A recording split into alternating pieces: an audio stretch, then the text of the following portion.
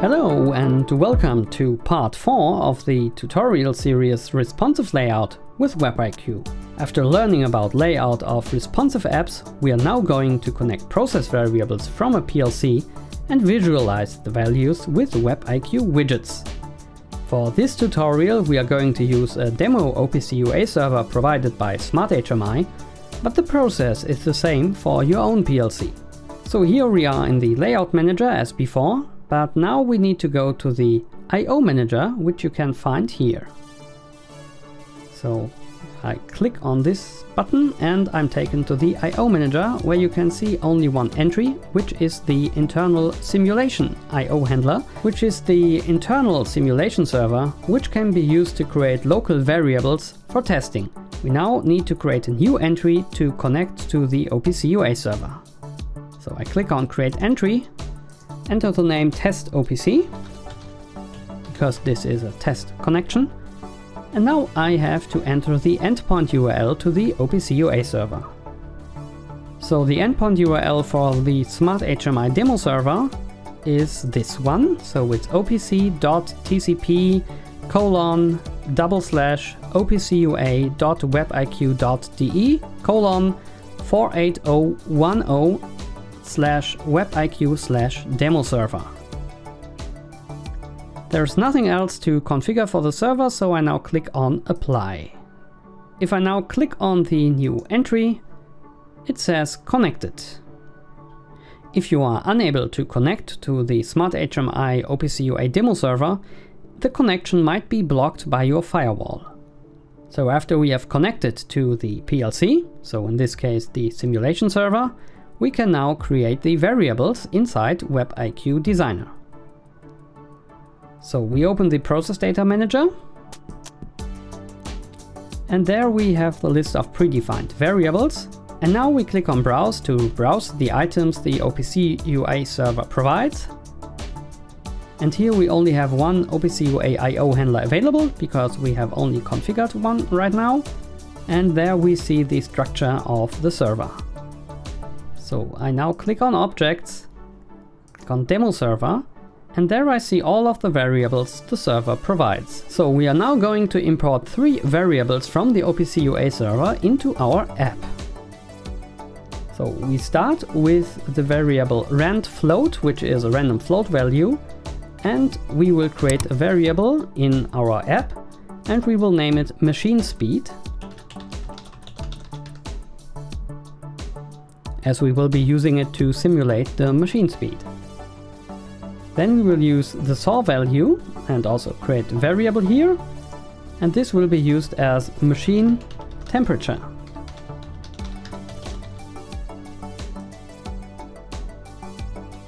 And then we have the static float value. We create a variable and call it machine set value.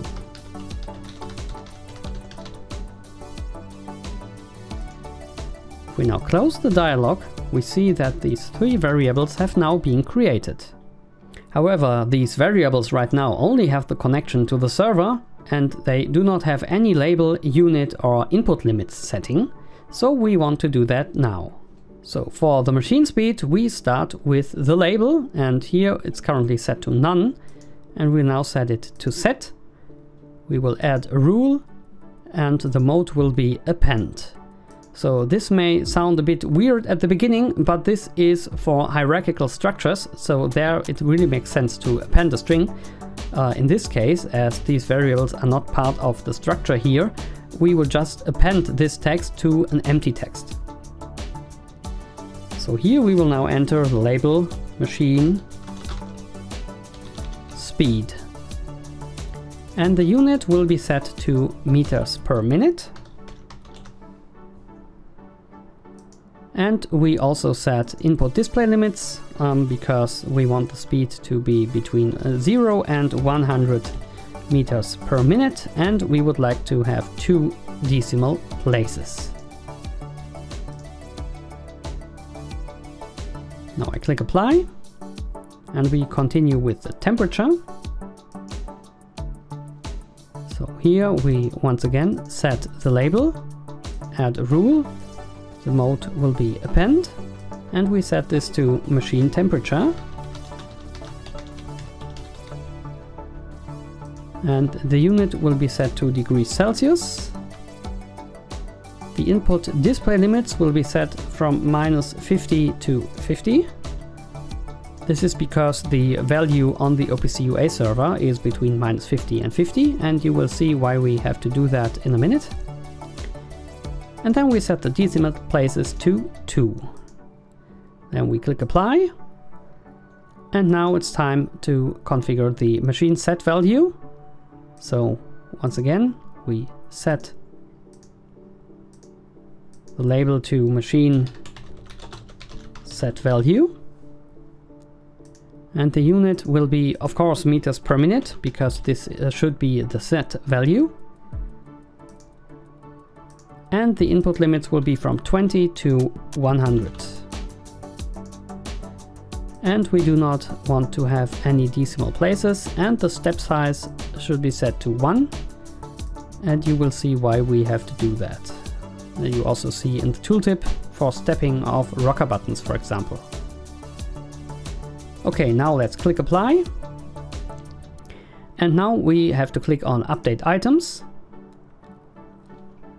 So we can now go back to the layout manager and we open the panel. And we now want to add 3 WebIQ widgets to the container in the bottom left corner. So we open the widget list and we select the text display and drop it into the container. Next one is a linear gauge. We also drag and drop it. And then we use a rocker button, which we drag and drop as well. And as you see, they stick to the borders of the container, and we do not want to have that because it doesn't look really good. And therefore we set the padding to 32 pixels for all directions, and I think now it looks really better. So these widgets were added one below the other because this container is a vertical flex container which aligns all of the widgets inside one below the other. So the main axis in this case is vertical. Now we want to space them evenly because we do not want to have them stick to the top. So we set the vertical alignment, the main axis, to space evenly. And I think this looks way better than before. So you can also try the other values, and these are all explained in the manual in more detail. So now let's collect process data from the OPC-UA server to the widgets. So we start with the text display, and we also change the layout to the second layout because it looks a bit better. And then we select an item we want to use from the PLC, and in this case we can just use the machine speed item because that's what we created it for. And you see that the label and the unit has been set here automatically, and you also see the value updated in real time from the OPC-UA server. So both the label and the unit are set automatically from the item that has been connected to this widget. However, we can still override it and set a manual label here as well. Also, if we did not set any of the HMI attributes, label or a unit in the item configuration, then we can also set them manually directly here in WebIQ Designer. And therefore we go to the label setting, and there we see the auto button, and the tooltip tells us that this uses the label of the connected item if enabled. And this auto setting is always enabled by default whenever you insert any new widget. So if we now disable this auto setting by clicking on the auto button, we immediately see that the label now says label. So if we change the label here to something like speed, now you see that it is reflected here automatically. And we can of course also do the same for the unit.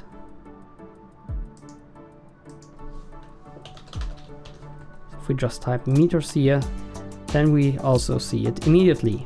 And of course we can set the auto setting again by clicking on these buttons, and now the HMI attributes from the item are used again. Now we configure the linear gauge, and we also set the layout to the 2-line layout here. And for this, we will select the item machine temperature. And now you probably see why we had to set the minimum and maximum values to -50 and 50. This is because the value on the server is set from -50 to 50, and these values are required so that this bar can really show the correct position. And now for the rocker button, we select the corresponding item. In this case it's the set value, because we want to use the rocker button to set the value.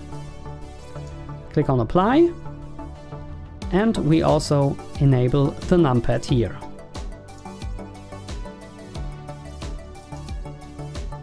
And all of these options for these widgets are also described in the manual in detail. So as you see, we see these real-time values here, but unfortunately we cannot edit or change any value here on the rocker button because it's disabled by default. So we have to open the preview here. Before we open the preview, we have to save so that we see the latest version in the preview. Then we click on Open Preview, and there we see these values as well, and we can now use the rocker button here. It has been enabled, and I can now click on the plus button, and you will see that I cannot use any value that is larger than 100, and likewise I cannot use any value that is smaller than 20, because we have defined these minimum and maximum values. And as we also enabled the numpad, if I click in this field, then I also see the minimum and the maximum value over here, and I cannot enter any value that is too low or too high.